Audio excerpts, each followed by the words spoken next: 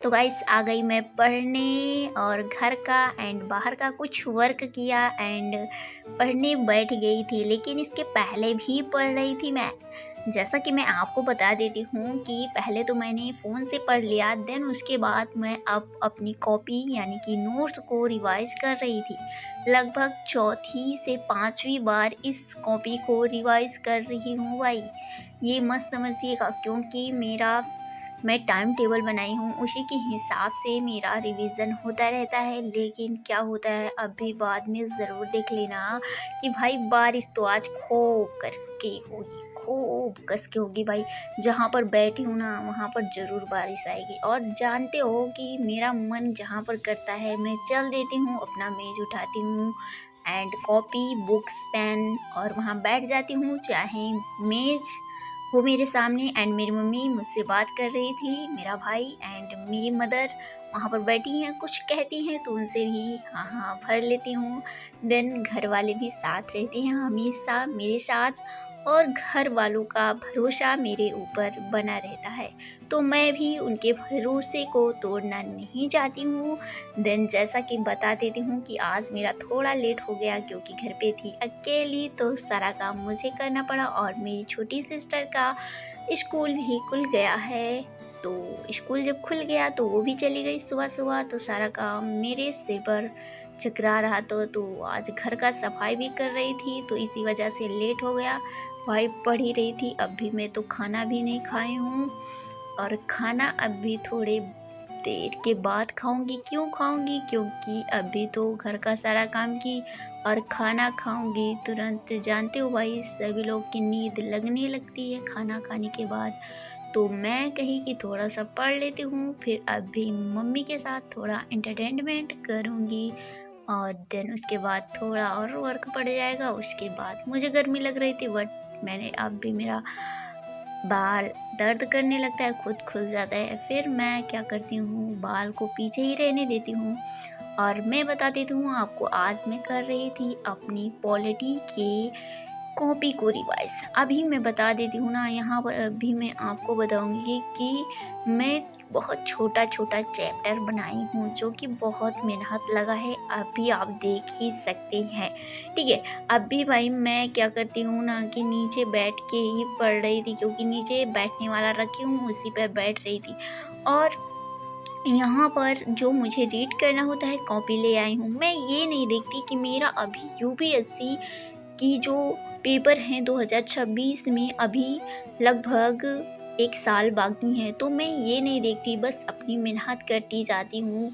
अब भाई मेहनत तो मैं कर रही हूँ, बट थोड़ी गलती हो जाती है तो उसे मुझे खुद सही करना चाहिए कि कहाँ मुझसे गलती हो रही है और क्यों हो रही है। ये मेरा खुद दायित्व होता है कि उसे मैं उस पे खुद स्टडी करूं। ठीक है, आप देख रहे हो मैं पढ़ ही रही थी, लेकिन क्या होता है ना कि अब भी मेरे साथ कुछ ऐसा होगा कि भाई मुझे तो भागना ही पड़ेगा। अब मैं ज़्यादा देर तक अपने फ़ोन के कैमरे को सामने नहीं रख सकी, क्योंकि उसका इतना स्टोर ही नहीं है।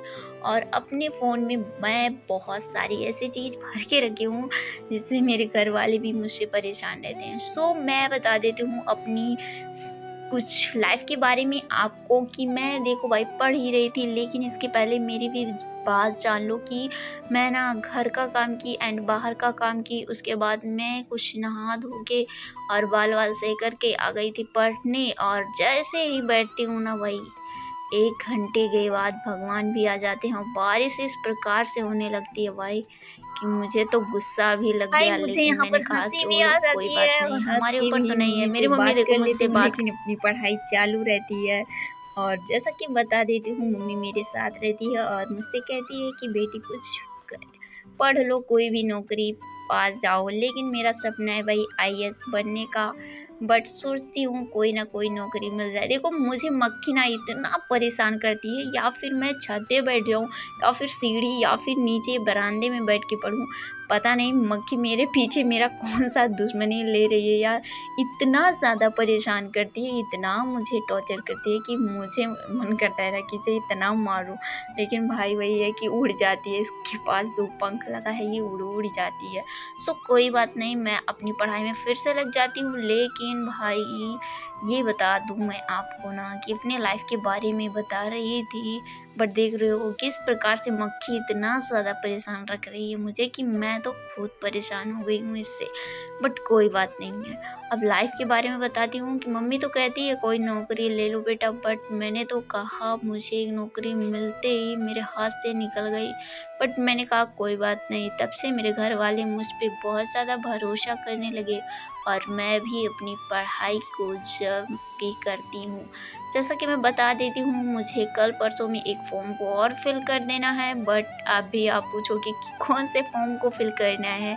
बट भाई मैं आपको बताऊंगी जिसके नीचे कमेंट होंगे, मैं तो अब बात कर लेती हूँ आगे की कि मेरी पढ़ाई चल ही रही थी, देख सकते हैं आप। तो बारिश होने वाली ही थी तो मैं देख रही थी आगे अपने और फिर रीडिंग करने लगी। देन उसके बाद मैं आपको बता देती हूँ यहाँ पर एक न्यू खबर कि मैं आपको यूपीपीसीएस के लिए क्या बुक चाहिए तो बुक को दिखा सकती हूँ, बट कल मार्केट में जाऊँगी कुछ अपने वर्क के लिए एंड वहाँ से कुछ एक दो बुक भी लेकर आऊँगी। देन सारी बुकें आपको दिखा दूँगी, बट अभी मैं कर रही थी यूपीएससी के लिए एम लक्ष्मीकांत की कॉपी में लिखी हुई हूँ और आपको दिखाऊँगी।